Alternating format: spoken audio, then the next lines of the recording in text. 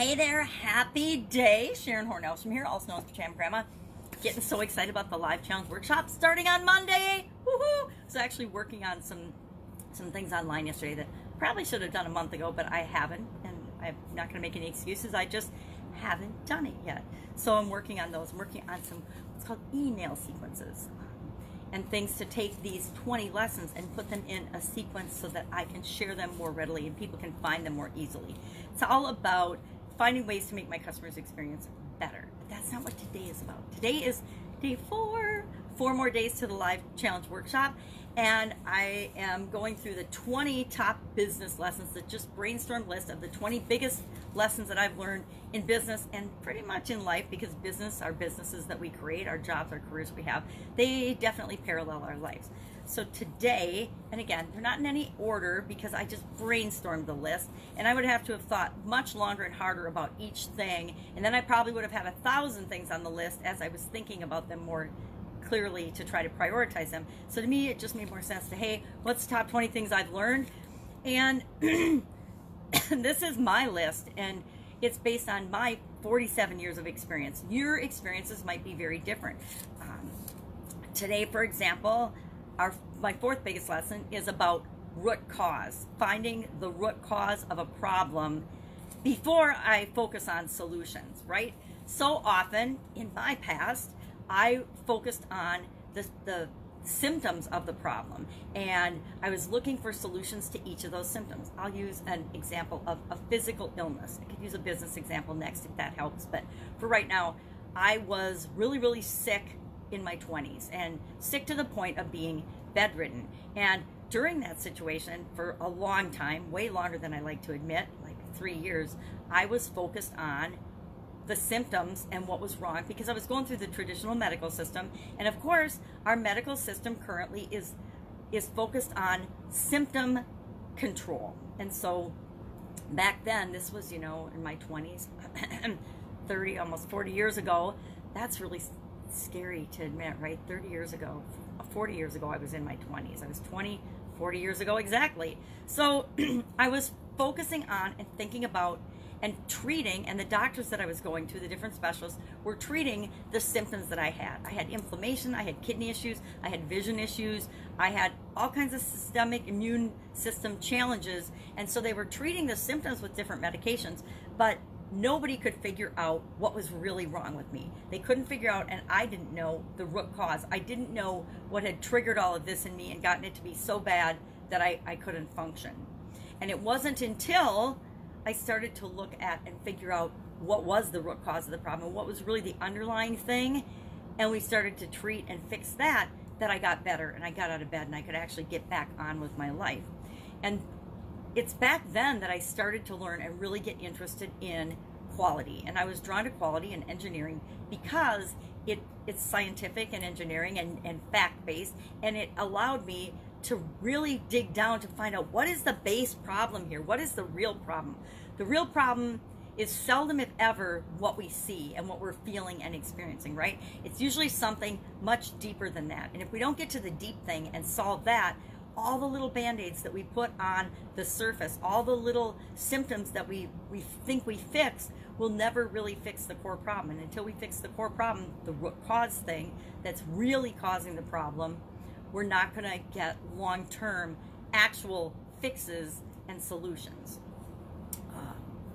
Business, I got so many business examples of this where in corporate America and even in my own small businesses sometimes, and not so much then because I've been in corporate America for 25 years, by the time I really was focusing full-time on my small businesses, that I do root cause analysis, and I do dig down and figure out what is really going on here. And that usually involves, as much as in corporate America, people like to blame people for mistakes and for problems and quality issues and challenges, it almost always boils down to the way we're doing something, which is a system or a process, right? It's the way we're doing something would cause that quality problem. It wasn't anyone's fault. It's just something that we never really looked at or thought of until it went through the system and created a problem to the customer, right? Or created a problem from department to department as we were producing something. And so it always boiled down to the way we were doing something. It wasn't about who was doing it, it was the way it was being done.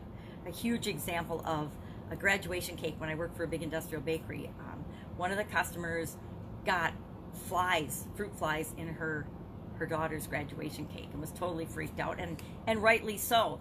And of course, you know, when you hear something like that in your business, you're like, that's impossible, that couldn't possibly happen.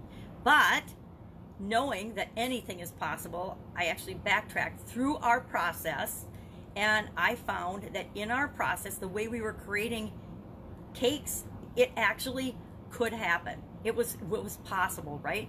And so what did we do? We didn't solve the problem by just giving the lady a free cake and forgetting about it. We went back through the process and found out where in the process could it possibly break down, and we changed that. We made sure that that was not a possibility anymore, because that's how you eliminate problems and make sure they don't recur in your life. That works with every type of problem, not just our business problems or manufacturing problems or customer service or delivery problems. When you get a feedback from a customer or told about a customer service problem or a defect in the products or services that you provide, you don't want to just blow that off and give people back their money and not think about it again. You want to make sure that you're backtracking and finding out, well, how could that have happened? I remember sometimes in manufacturing you have to change vendors and suppliers, and that will change the outcome of your product or service.